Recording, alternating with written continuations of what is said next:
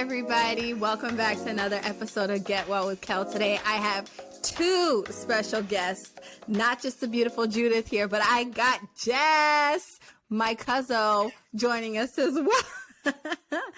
Looking all cute with her scarf. Welcome, Jessica. Welcome, Judith. Hey, y'all. Hi. I'm happy to be back. I know. I'm happy you're back because, listen, I had so much fun talking to you that I heard our conversation like a good 10 times. If we have like 20 views on YouTube, 20 are mine. Replaying, honestly, I don't. 19 of those are probably my mom. So. Listen, I'm going to fight your mom for the stats. You just wait. Oh, Lord. Jessica, how are you? I'm good. I'm tired, but I'm good, girl. Aw, I'm happy you could join us today. Grazie. I'm happy to be here. Yeah. So I was telling Judith that like our house has been under chaos. We had like neurovirus that's going around and we have survived it. So no more norovirus in this household. So we are good now. Muy fantastico. I'm glad that everybody's better. Yes. Yeah. I know it's usually the season, you know, with when everybody, especially when kids, when they go to daycare and school and stuff, they just get these little viruses, these little critters. You just call my kids critters? Yes. I did. I sure did. It's okay though. It's all good. They love you. I know. They're like chichi night night. I miss my babies. Yes. So Judith, you recently went to Vegas. So tell us what that was like. What stays in Vegas, or what happens in Vegas stays in Vegas. No. It's I will just say, like, if you're not a person that likes partying, loud noise, drunk and high people all over the place, Vegas is not where you need to be. Okay. I'll take a pass. I'm old. I go to sleep at 9. You will not catch me at no parties. Yeah, it's not family friendly. Mm-hmm. And it was funny because I saw families bring their like toddlers and I'm like, why are they here? I don't know if I feel comfortable taking my kids to Vegas. I wouldn't either. I feel like it's kid friendly. Like, why would you take your kids to Vegas? I don't know. Family vacation, guys. We're going to Vegas. What a vacation. Listen. Okay. But at least, like, did you do anything fun? Like, I heard there's a roller coaster or like a theme park at the top of some building where it like just like rushes you down and it makes it feel like you're gonna fall off the building. My kid is yelling, so I'll go on mute while you answer that. I honestly did not do anything like that. So where we were staying, there was this thing called the Link Promenade, and at the top of the promenade, and the promenade is like a place where they have like all these shops, all these restaurants and stuff like that. So at the top, they actually have this zip line that you could like, you know, kind of fly off of, but like while people like on the promenade are like walking, so that you can see people just like on the zip line. I did not do that. I'm like deathly afraid of heights. So I was not going to be doing that. Yeah, I would. I love like, I mean, I get that because it's like really high up there, but I'm in for a thrill. So I might, if I ever go, which I'm super boring, I won't go. But if I go, I think I might do something like that. I don't know. I like ziplining. I think it's so much fun. It's like flying from tree to tree. Yeah, I think I did see that. Like they have that in Vegas. Like you go like in the middle. I think is it a mall or something, or like part of a strip? It's part of the promenade. Oh, so it's the Link there's this hotel called the Link, and it's like a casino, and they have this area next to the Flamingo Hotel. And side note, there are real flamingos in that hotel, but I didn't get to see them, and I'm kind of upset I didn't go in there and go see them. But the Link, they have, when you go into the hotel, you go to the top floor, you'll be able to zip line down that entire promenade. That's pretty awesome. Yeah, I'm not doing that. What if somebody's late for work and they're like, gotta get there fast? Hopefully you can like pass the line. I'm sure there's a line for you to Right. There probably is. Excuse me, gotta go. Excuse me. Nah. You just see somebody with their backpack. Just like, Oh my gosh, yeah. oh my goodness. Okay, I meant to ask you. So I saw your recap, and I'll load it here. I'll like add the link. And you said you went to the Gordon Ramsay restaurant. Girl, tell us, what is that like? Well, I'm fangirling over Gordon Ramsay. Like, I just got chills because, yeah. But that restaurant was so nice. I will say it was crowded. Like, it was a full house. But that's just because it's a, popular restaurant. The food was amazing. The drinks were amazing. And the drink that I ordered, honestly, was so strong, you couldn't even taste how strong it was. Like, I had one drink and I was like, woo. She was like, feeling a little lightheaded. Now that's what happens in Vegas stays in Vegas. Right. So they probably do that intentionally because they're like, this is the environment. So why you're here? Yeah. And so the funny story, how we even got there, we weren't planning on going there. Friday night, we were like, we're going to do something else. Da, da, da. And so that Friday morning, I took a nap. I wake up from my nap and my husband, he texts me. He's like, call me when you see this. And I'm like, why would he send me a message like that? Like, that's scary. So I call him immediately. And then he's like, oh, by the way, we're going to Hell's Kitchen today. And I was like, wait, what?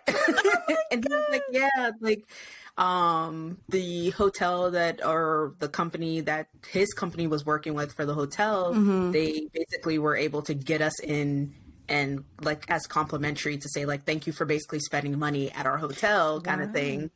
And I was just in shock. I was like, absolutely, I'm going to go. I'm like excited about it because I actually wanted to go to the one in DC that they just opened, but they're like sold out until like next year. Okay. So first of all, your husband really gave us hangover vibes with that text message talking about when you wake up, when you see this, call me. And then also, yes, to the restaurant being like reserved for 6 months. So for Lucas's birthday, we only got availability to go during lunch. Like, dinner is booked 6 months, 7 months out, and the restaurant just opened like I think last February. So I get it. I'm glad you guys went though. That's so clutch. Like, that's awesome. I was hoping he was gonna be there, but I was like, he probably won't Does be. he usually go to the restaurants? Sometimes. Which one does he go more often? I mean, I would assume the Vegas one because I think the Vegas one is like his first location. I might be wrong. Internet. I don't know. But based on the show and everything like that, I think that was the first one. Very nice. Yeah. I would love to see him call somebody a donut in person. Oh, I would pay for that. Oh my gosh, you donut. Oh man. But that's good. Okay, so the food was good. If you're into partying, that's your place. But did you do anything outside of that? Like, did you go to like the pool side, or is it warm enough for it? Like, no? The entire week it was cold. And like, so it's funny because like, it wasn't Maryland cold for sure, or like Massachusetts cold, but for Vegas it was cold. The entire week it was like between 38 and like 55 degrees, and the warmest it got was like 57. How? Isn't that the desert? So apparently there's this cold front that came up around this year called La Nina. And it hit like all of the Midwest, the West. Jess is over here. The little girl got you, huh, Jess? La Nina. She got you. She got me. Yeah. She got Jess over there. She really did. I was cold. I had like a ski mask on. All you saw was my eyes. Stop it. She was exaggerating. It was a whole like 47, 50 degrees. This girl got on a winter coat. Look, listen, y'all could not handle Massachusetts. She had a scarf. I was like, Jess. Where I was at, it's near water. So like since it's the water, and adding that desert coat on top of it, I don't really like the coat to begin with. You already know that. That's true. She don't like the coat. I don't like the coat. You don't. Girl, that wind, I thought that wind was gonna take me to France. That's how hard it was. Like, fly me away to France. I'd be like, wee wee.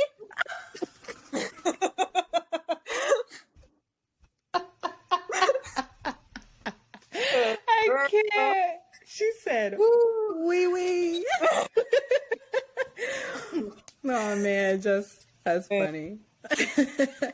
That week, it was windy. It was really windy when we were there. Because I mean, we were in the desert and it was dry.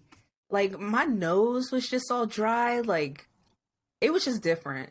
But I enjoyed myself. But would I live in Nevada? No. Yeah. It's just kind of like that place you go to vacation, but not like to live. Yeah. And we were there, honestly, we were in Vegas for too long because the work trip was the entire week. So it was just like, there was a lot going on. I was still working too. But I was working like Pacific Coast hours, which was great because I got off at 1:00 and then had the rest of the day to myself. That's awesome. Question. That's so good. How far were you from the Grand Canyon? I was pretty far. Yeah. Oh, It was probably like a little over an hour. okay.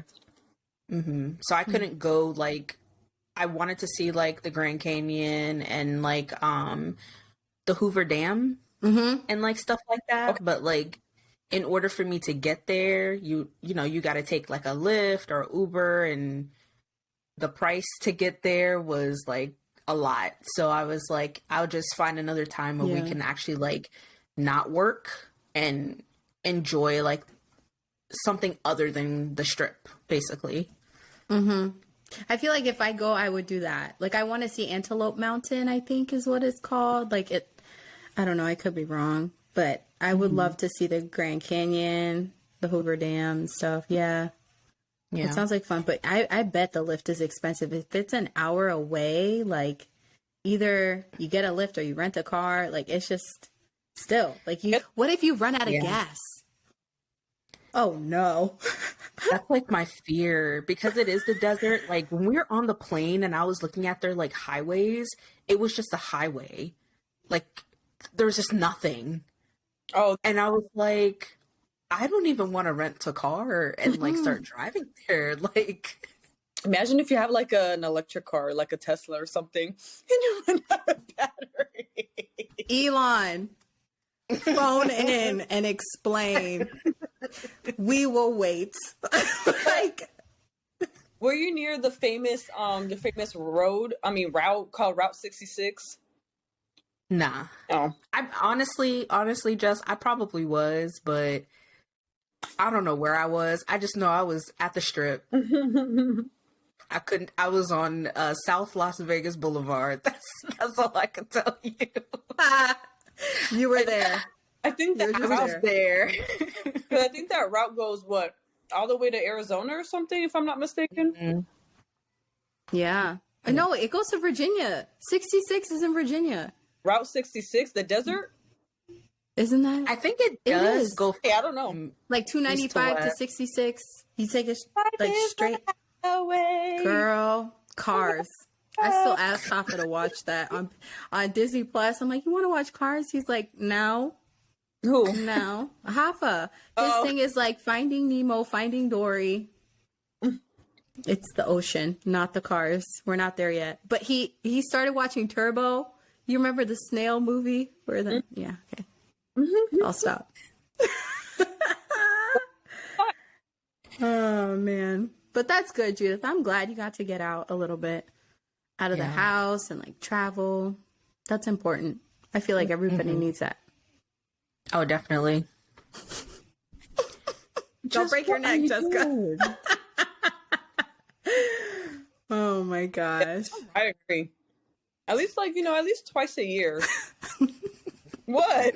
You hear? You did it. No. Just disregard it. Oh, I missed it. Oh, you're good. You're good. Just cracking me up because over here like a bobblehead. Bobbity what wobble wobble. Oh my gosh, that song cracks me up because I think about corgis. Corgis? Yeah, what's that song? That song. Dun, dun, dun, dun, dun. Wiggle, wiggle, wiggle. Wiggle, wiggle. Show the butt of the tongue. Are you talking about that video with the corgi? Yeah. Okay. I I'll remember stop. Oh man. Okay. So, ladies, it's International Women's Month. It's still March, believe it or not, even though it feels like March is over because we have a week left. But I wanted us to chat a little bit about the women that inspire us and why they inspire us. If you hear my son, he's getting potty trained, so I'm gonna go on mute.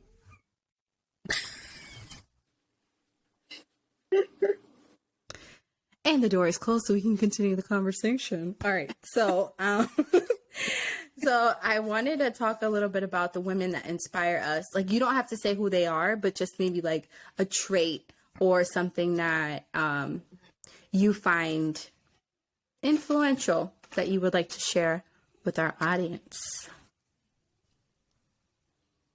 You can go first. Of course, first.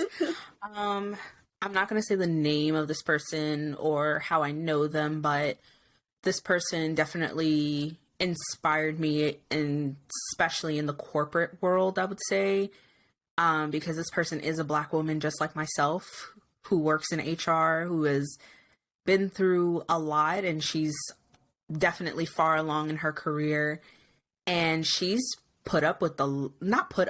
she's gone through a lot of stuff and remained resilient and still never allowed anyone to not let her have a voice at the table, no matter how many times they wanted to silence her.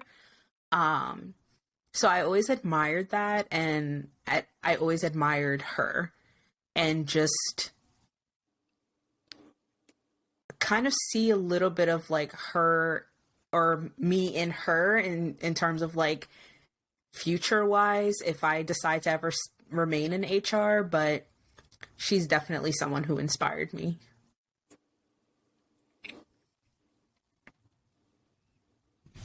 Resiliency is key. I think it's key in anything in life, corporate life, marriage, friendships, relationships.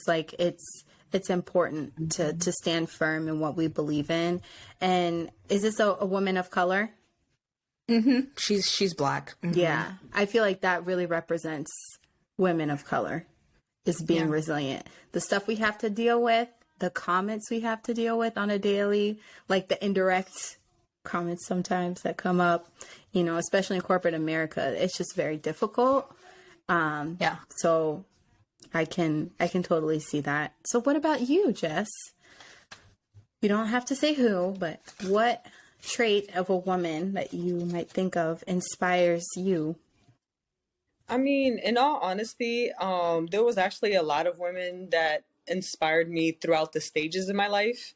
So depending on the stages or where I was at the time, there was always that one person that would inspire or mentor.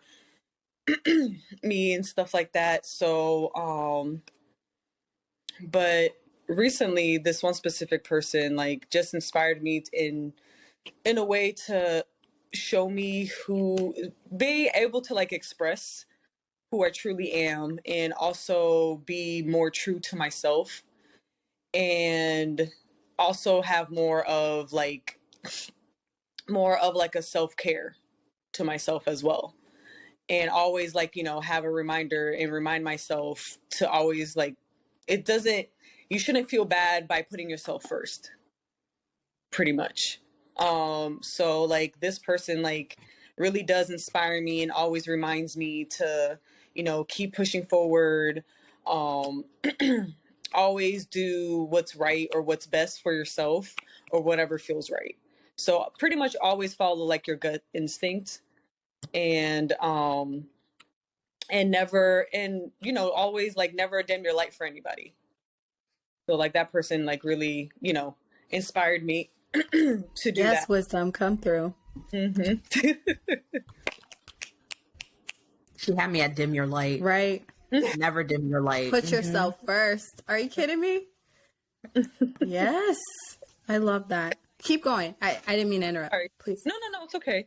Because I know sometimes, especially like, I know most men do it too, but since we're talking about women here, because it's Women's Month, a lot of women tend to forget to care for themselves because they have to cater to everything else. Like for instance, y'all are married and, you, Rachel, like you're married, but you also have kids as well. So you're catering not only to your husband, but you're also catering to your kids, catering to the home, and then plus, like work and all that stuff. And I know sometimes you, not you specifically, but like just you like tend to forget about catering to yourself. And just like you as well, Judith, like, you also have your husband that you're catering to your husband, catering to your home, catering to your cats and stuff as well. And like even me, like, I'm not married, but by the way, y'all, I'm not. You're not, but you have a lot of responsibility on you. I do. Like, you really do. I do. So like even then I tend to forget to cater to myself sometimes. So it's good to always have a reminder for yourself or someone, kind of be like, hey, did you take care of yourself today? You know what I'm saying? Did you have a moment to yourself? Even if it's just like in the shower, like at least that's like your time, like in the shower, or like even in your room, shoot, when you're on the toilet, like. Girl, can I tell you, I would love, this sounds really bad, but every single time I want to take a shower and like be in there for like maybe 30, 40 minutes, I can't. I get interrupted. I hate it. If someone finds me, it's either Hafa or Mia. They're like, they find me. I'm like, y'all, how'd you know I'm in here? Like the door is closed.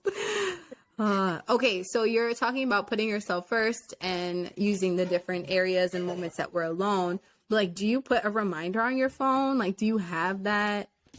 Or maybe on like a board? I mean, like me personally, no. If I'm being honest, no. It just kind of depends on the day that like I have to like remind myself or someone like kind of like says something. I was like, oh dang, like I didn't have my time for myself today. So then I'll be like, okay, let me see if I can find like, see if I have time for myself and stuff like that. So like I try to do that. And I know sometimes, because sometimes it even happens when you're at work. Like sometimes you need a moment for yourself. And I know sometimes at work is hard, especially when it comes, to like us women and then us women of color or like me being biracial as well. Like, where the field that I work, sometimes it's hard. It's hard. It's confusing. I confuse people because they try to figure out what am I. Like, I'm human, y'all. I'm a human. First of all, I am of planet Earth. Second, right. I understand the words coming out of your mouth, so don't be ignorant. Yes. right? Jessica, Like, you're beautiful. oh, thank you. You're welcome. But it's just like when y'all were mentioning about like, you know, the corporate world and, you know, being a woman of color and how they have like how people mention like indirect, like they speak certain things like indirectly, and it's something that like you either like speak up about it, but like with sometimes when you speak up about it, it's like, oh, you're the angry black woman. No, you're like that. And it's like that's not the case. Like I'm stating the fact of what you're saying, but or this and that and the third. So it's either, and sometimes at the end of the day, like you have to pick and choose your battles. Yes. Like, what hill are you really going to die on? Is it going to be with someone that made an ignorant comment in a meeting, or that was culturally insensitive, or trying to culturally appropriate blackness in their actions? Like, let's really figure out what we're going to be fighting about. But I agree with you in terms of just like the stuff we have to handle as women of color. It's just like, it's not okay. Like, it's really not okay. People, we should not be having these sorts of conversations. You think that over years we would have progressed, but it's like we're regressing now. So I don't understand. Like, why do we need to explain to you or to someone that isn't a person of color that what they're doing is wrong? Like, it should just be an innate moral compass that they have of just saying, maybe that didn't come out right. Maybe I shouldn't use those words, or maybe I shouldn't phrase it the way that I did, or maybe this person isn't angry or aggressive. They're just passionate about what they're saying. How about that? Let's use the opposite of that, you know? But like, I get it. I'm like, I'm not here for that at all. I'm certainly not. So not to sidetrack, or get off topic, but I really hate when someone who is not black or a person of color tries to educate me. Girl, yes. Especially in a Yes. in a work meeting. And I've had that happen to me before, where someone tried to educate me on like just black history, African history, and I'm looking at them like, you see me, I see you. You see me, I see you. What am I? What are you? Like, why are you educating me about my history? Yeah. Yeah. No, I agree. I agree. It's like What are we doing? So speaking on the topic of people of color, I like Jessica, before you joined, Judith and I, we were talking about something, and I, you know me, I love the Real Housewives. I'll watch every single one except for the OC because it's not representative of what I look like. So I need to watch shows that look like me. So I love Potomac because first of all, it's back home, like it's Maryland, like why not? You know what I mean? Like, okay, like I like to see where they're going. It's like, oh, we're in Bethesda today, or oh, we're, you know, in Adams Morgan. Like, who cares? But so they came up on 7 seasons of filming, right? And so a majority of the cast are women of color, black women, but with fair skin, right? Mm-hmm. Some could even be passing. Mm-hmm.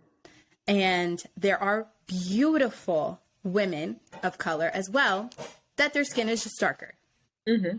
They just look different. But what I hated about the season was the way that the women that were like more fair skin were treating the darker ones. Because the way that they would literally push them aside or like make them seem like outcasts. And it's like, we're all black women. Like, we all are supposed to be together and united and not to be separated by any of that. And like, it really frustrated me because instead of their reunion, them having like maybe 15 to 20 minutes on the topic of colorism, they give it 2 minutes. One of the ladies read like what colorism is on Merriam-Webster. And like, it was just, that was it. That was it. That was it. I'll send it to you guys. That's how short it was. It'll be a TikTok. It'll be like something real short. Yeah. I mean, I already know why they kept it short and why they didn't want to expand on that. Like, you know, especially with the climate right now where people are making people accountable for things that they say, things that they do. Apparently accountability means you're woke. or you're or calling people out is being woke. Anything political is woke. Anything that has to do with racial issues or whatever, it's too woke. And I feel like a lot of shows and networks or whatever, they don't want to upset the masses and don't want to upset the majority of their viewership, because they don't want to seem too political. So of course, for a big show like that, like Real Housewives, especially being in Potomac, you don't want to be too woke. You want to keep it PC. And I don't know. That's just my thought on it. No, you're probably right. You are right. But what I didn't understand is, like, if the majority of your audience is Black women, like, and we're clearly telling you how we feel on the internet and you're hearing it, you know what I mean? Like, I don't know. Like, I don't know. Jessica, what are your thoughts as well? Honestly, I don't really watch reality shows, but but I mean, I agree with both of y'all. Like, it's just a lot, and it still sucks that how there's still the issue with colorism when it comes with light skin, dark skin. Oh, light skin is better, and this and that and the third. Dark skin is not as great, and blah blah blah. All colors are beautiful. All shapes of Black is beautiful to me, in my opinion. That's so, like, I lost my train of thought. But I mean, it's ridiculous in all honesty, but I agree with what Judith was saying on how, taking accountability, and they're afraid to take accountability. Like, so, oh, you're woke if you do this, you're woke if you do this. Like, no, it's like, we're really, like, a lot of people are calling out on the BS that, like, that you're saying. Like, you can't just be out here just saying whatever you want to say. Yeah. Especially, like you said, on how Real Housewives of Potomac is literally predominantly Black. Like, everyone in the cast is Black, correct? Is that what you mentioned? Okay. So, like, yes. I feel like all of them should join together instead of, like, separating like this. But just like Judith said, they don't want to upset the masses. You know what I'm saying? That actually, like, controls everything and what they can and cannot air and stuff, which I find ridiculous. And speaking of reality shows, might be a little off topic, but I don't know if you guys watch, what's it called? The Perfect Match on Netflix. I've heard of it. Like, I've seen it on TikTok and stuff like that, but no, I haven't heard of it. So, like, me and a friend just started, was just watching that because she just likes watching reality shows, and I'm like, yeah, whatever, we can watch it. And the funny thing that there's this guy on there named Dom. So he's a Black guy. His name is Dom. Yeah, Judith probably already knows what I'm talking about. Oh wait, he was matched up with the girl from Selling Tampa. Yeah, something like that. Yeah, but what the funny thing is, okay, I was also watching this girl on YouTube because my friend was watching her, and they were talking about the show, and they were talking about him and stuff. And what she said actually makes sense. And it's like, okay, everyone has their preferences. Absolutely, everyone has their preferences of who they want to date or who they like to date. Perfectly fine. But, like, I didn't even pay attention to what he was doing until I went back and actually saw the part on how when he talks to white women, which that's who he prefers, he pretty much, I guess, what kids call it nowadays, simping. So, like, he'll be like, obsessed over like the girl and just do whatever they want, this and that. Like, he'll put them first. But, and then, like you said, the woman from Tampa, not Tampa, but the Tampa show. I'm sorry, I don't keep up with reality shows, but he went on a blind date with her, which was a beautiful Black woman. Like he did a code switch. He literally did a code switching and like just started like he wasn't talking to her the same way how he was talking to like one of like the white girls in the show. So like he was just Is it the guy that be wearing the nail polish? Yeah, him. Him. I've seen this before. I heard he also wears crop tops. Is that his vibe? Yes, okay. Because he's trying to be he's Canadian. But trying to be down with the cause or whatever he's doing. So like he said that to two beautiful black women that was on the show that he went on a blind date with, like saying like, oh yeah, you know, you strong, independent. Like he did a whole coast. He never called none of the white women strong, independent. But he came, see two black women, oh yeah, you strong, independent woman, you know, you look good, you beautiful, and blah, blah, blah. Instead of him saying that, like, he pretty much like kind of handed them to the other guys once they came back into the house, as in like, oh yeah, you can talk to this guy and this guy that, you know, that you might be more interested in.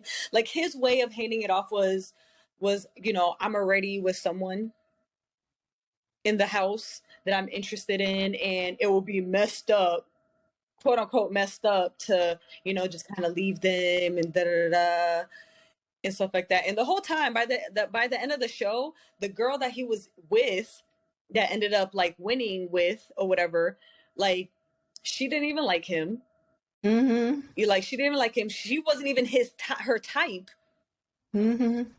You know, was not even his type, and he ended up pretty much looking dumb because he was simping for her, like catering to her and everything. And I'm just like, why can't you just talk to all women like that? Like in a way that you want to talk. You don't have to code switch because one's white, the other one's black. Why not be your authentic self all the time? Like that's. And you know what's funny though? Mm-hmm. Because I do see him on TikTok. His whole thing is about being your authentic self.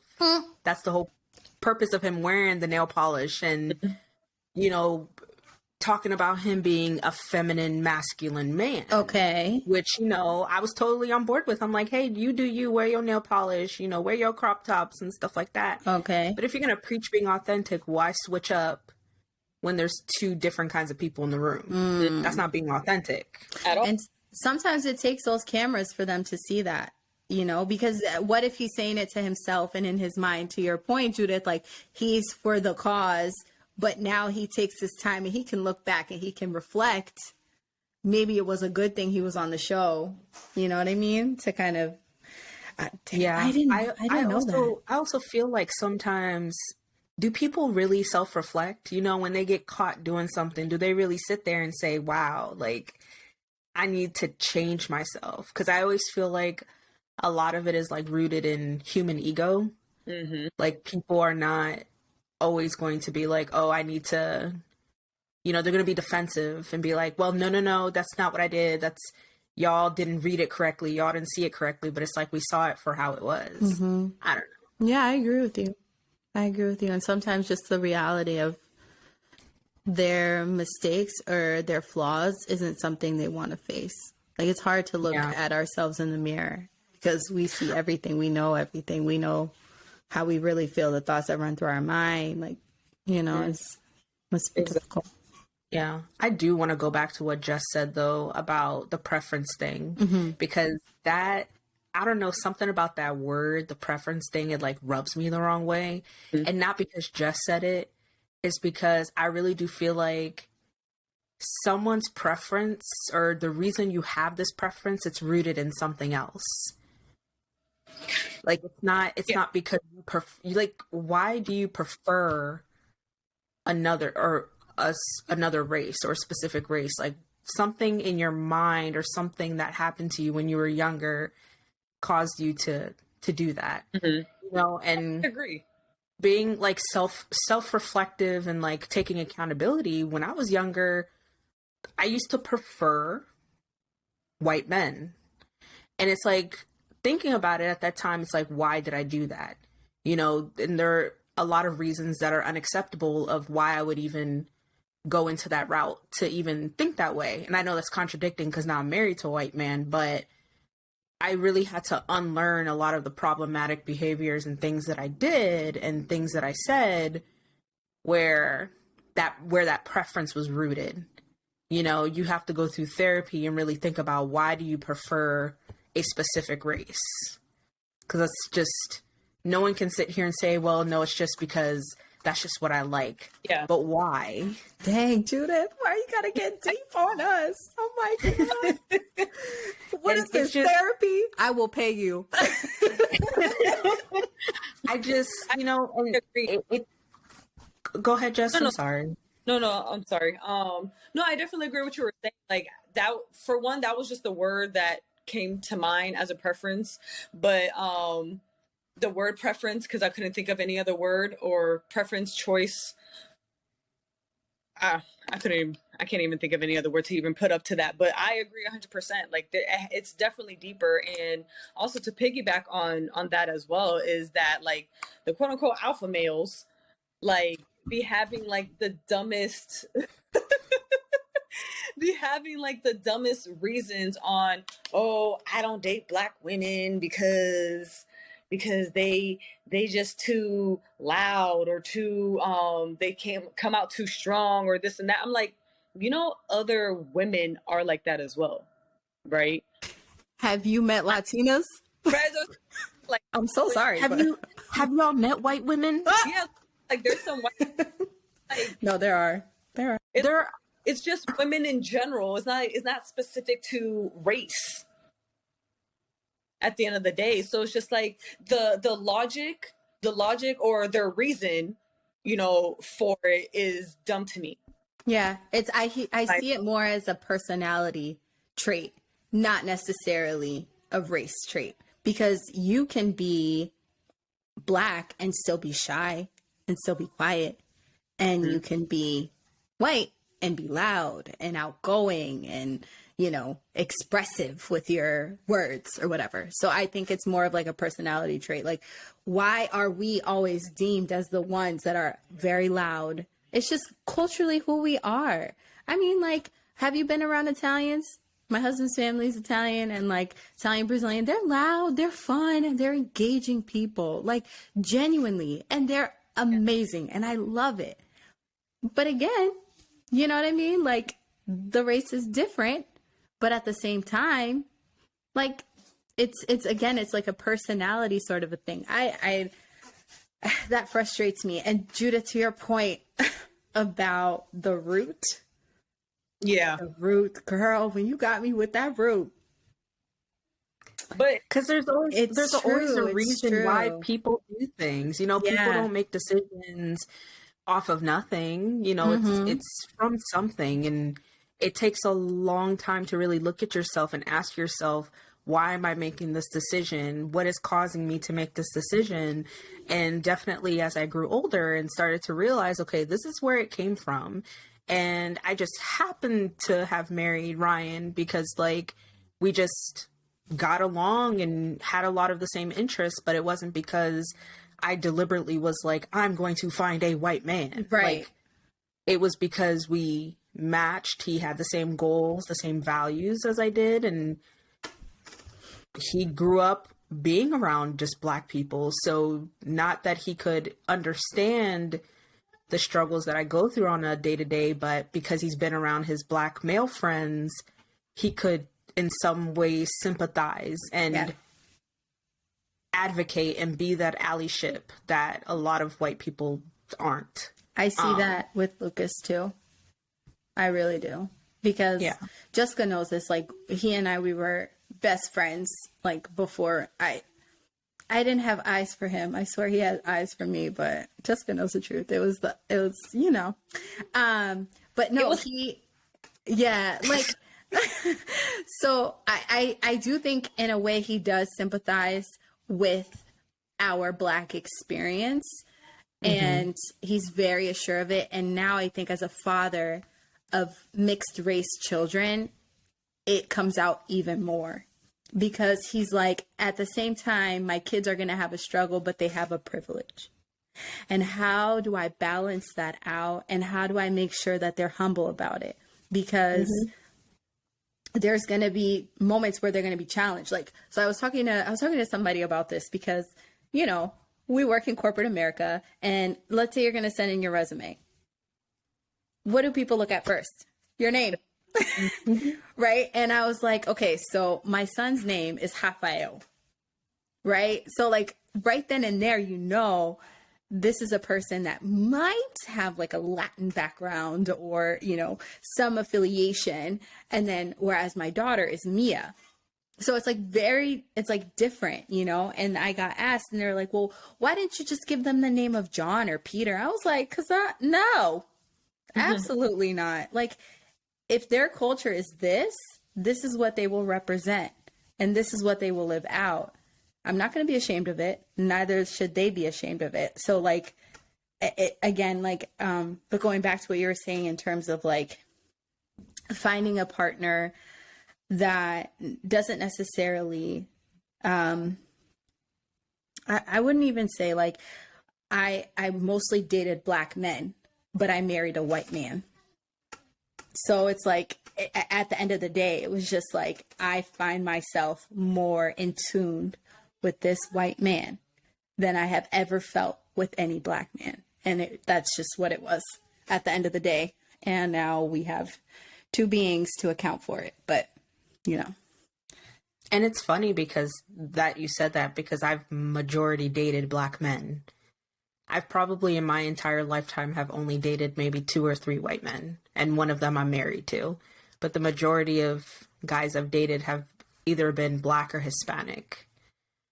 So it's like, I love my Black men, you know, I love everything about them and there's nothing wrong with them at all. And I just want people to understand that utilizing stuff or saying stuff like, oh, it's my preference to do this or it's my preference to do that. Just be careful with how you say things and being mindful with how you say things, because it's like that preference is rooted somewhere else. And it's okay to step out of your race and date other people and just finding people who you get along with and have similar interests and goals and values and etc. That's what's more important, not saying I prefer one race or the other. Mm-hmm. Agreed. Like, what do you fundamentally agree with? Like, is it your moral values? Is it your like spiritual values? Like, I know with me and Lucas, like, I was like, first of all, I got to marry a Christian man because I know I need somebody that is going to lift me up when I'm down, and when he's down, I got to lift him up in prayer. Like, I need a partner. I need a prayer warrior. I need someone that's going to like disciple with me. Like, and I want my kids to experience that as well, because I didn't have that growing up. And there's the root cause, Judith. Like, that was it for me.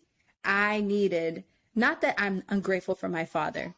Jessica knows there was no other man outside of him and Lucas that I loved as much. So like,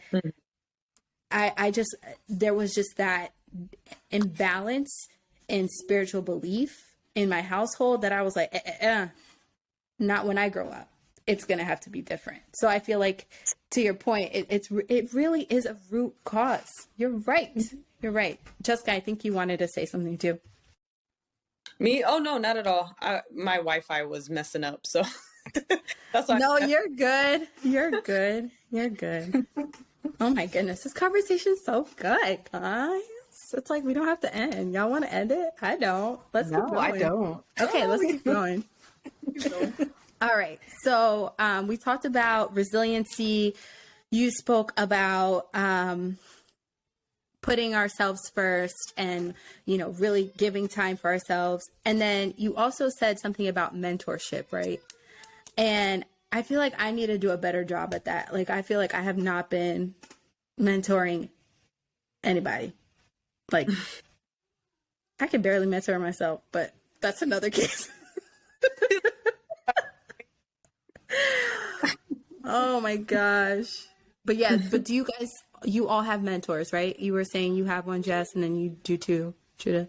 I mean, I don't have a mentor at the moment. I've had in the past. Yeah, I had it in the past. Yeah.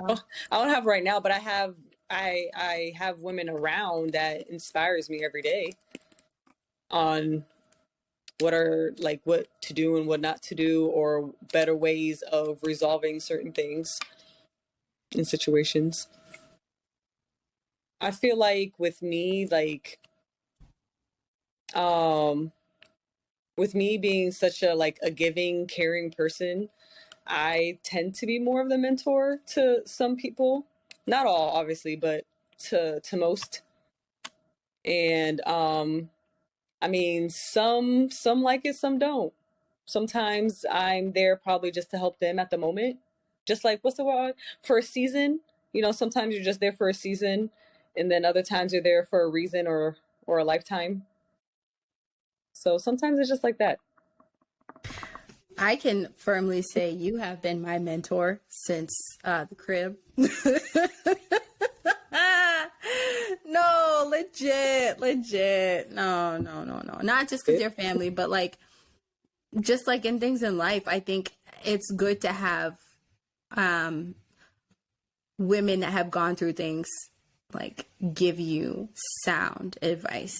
Like, hey, I've done this, and maybe you should just rethink your route or like what you're doing, because it might lead to this consequence. And so like, you have been that for me. So know that. And I'm sure Judith can probably attest to the same thing. Like, you are a very giving person, and you're right. Usually the ones that are the most giving are the ones that are giving out the most advice and the most wisdom. So you got it, girl. You definitely do. She knows it. Huh? I can't hear you. Oh, sorry. I said You were saying the same thing as well. And she knows it. That's what I was saying. You said me? Yeah, you. What about me? No, I'm saying you have helped me a lot as well. I mean, So we all help each other, right? yeah, that's what I was saying. Like, we all help each other in some way, because at the end of the day, all of us dealt with different experience. Dealt with different experience. Girl, let that accent out. Stop it. But, Stop it. Okay. Speak your talk. Yeah. So so different experience and stuff like that. So like, of course, we're all here to help and help guide each other. And what I always tell people, like how I always tell you, and of course, and Judith as well, is that at the end of the day, it's your decision. You know what I'm saying? You decide what's best for you. This is what I think, or like, I've been through this experience, or oh, I would probably go in this route. But then at the end of the day, it's your ultimate decision. You know what's one thing that it was something that Jess and I were actually talking about the other day, that I was telling her that even when you give advice to people, sometimes you got to learn how to take a step back. Mm-hmm. You can't always meddle in the decision that they decide to do. Mm-hmm. Because like, sometimes you have to let people make bad decisions. Yep. Even if you care about them and you don't want them to make bad decisions, you can say your speech, but you have to learn how to let go and just let them make that decision. Yep. And I think that's the hard part, right? Like, you're sitting there like, I want to prevent you from making that bad decision. I don't want you to do it. But you have to learn how to just be like, laissez-faire. Mm-hmm. Just let them do it. That is true. How can they learn? Mm-hmm. How can they learn if you're always holding their hand? Exactly. Yeah. Like, that's so true.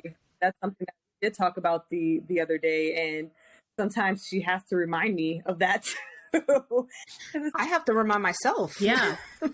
No, because like sometimes, especially when you're not just passionate, but like when you really like care and love for that person, like generally like love and care for that person, is like, of course, it's not that you want to meddle, but like you're trying to protect them from being hurt. You know what I'm saying? And I completely agree. And that is especially like when you're when you really love that person, it's really hard not to meddle. You know what I'm saying? Because all you want to do is like literally protect them, be like, no, like, you know what I'm saying? Like, leave them alone. So it's like, So like it is hard. It is hard. Like that for me personally is like hard. But I'm learning. Like that aspect is because to me, not only I am a giver, like that, like I feel like I'm also a protector. Like I don't like seeing people sad. Or I don't like seeing people like go through things and stuff like that. And of course I'm only human. There's so much that I can do. Yeah. Or provide and stuff. It's because I've been through that. You know what I'm saying? Like, I don't want people that I love and care about go through that same situation. So, like, I just try my best to, like, uplift them. But I also have to remind myself, that I have to uplift myself too. Because not always people are going to be there to, like, it's, what's the word? It can be draining. Let's just put it that way. Like, it can be draining if, back to what I was saying before, like you have to take care of yourself as well. So Yeah. You ladies are right. That's all I have to say. Y'all are right. I mean, what do you say after that? You know what I mean? yeah. You're right. It's like I'm thinking about it in the context that I'm living in. Like, I worry almost every single day about my son and how he's going to react and how he's going to grow up in this world and how his autism might, you know, be perceived by people and the challenges he's going to face. But I can't be there to protect him all the time. Like, there's absolutely no way I'm going to be there every single time. He's going to have to learn how to deal with things on his own. And just the thought of that is so difficult to me. To your point, Jessica, I love him so much. And if I could, I would just have him like right here forever, but I can't. He's going to be a man. He's going to grow up. He's going to have his own life. So it's very difficult. Very, very difficult. The best you can do is just guide him in the best way that you can, you know? Yeah. And give him all the tools necessary to, you know, live his life. Mm-hmm. And hopefully he'll what's the word? Sorry. Remember. I'm tired. No, you're good. Like, you know, just remember and also like, you know, use it as a guiding tool for him, which I'm sure he will. Yeah. Yeah. Hopefully He's he will. a smart kid. Girl. It was so funny. I was driving and like I was coming up on a stop sign and he goes, "Stop." I'm like, "You're reading the word already?" Oh my gosh. Funny story. He told a bus driver, apparently he has my gift, Jessica, with directions. So she was supposed to make like some turn and he goes, "Where are we going?" He already knew she was going the wrong way. He was like, "I'm so sorry, but this is not the course to get to our destination. What are you doing?" Oh man, he's a trip. He is a trip. He's hilarious. Oh God. Little guy. Yeah. Well, is there anything else that you ladies wanted to chat about? I know we're coming up on 60 minutes. I can't even believe it. It goes by so fast. I know. Time flies when you're having fun. See, Jessica, it wasn't so bad, right? No, it wasn't. It wasn't bad. See?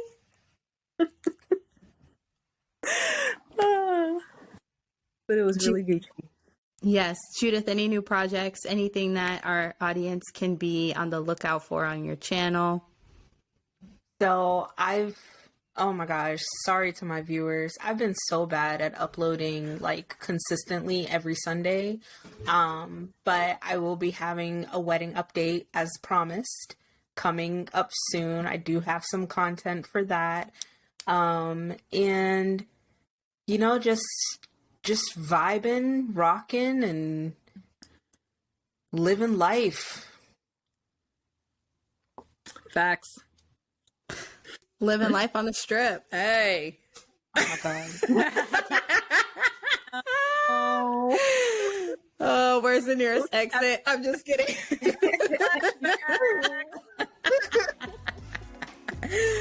man. Oh, we have to do this in person, though. I'm going to try to see if we can do this in person sometime.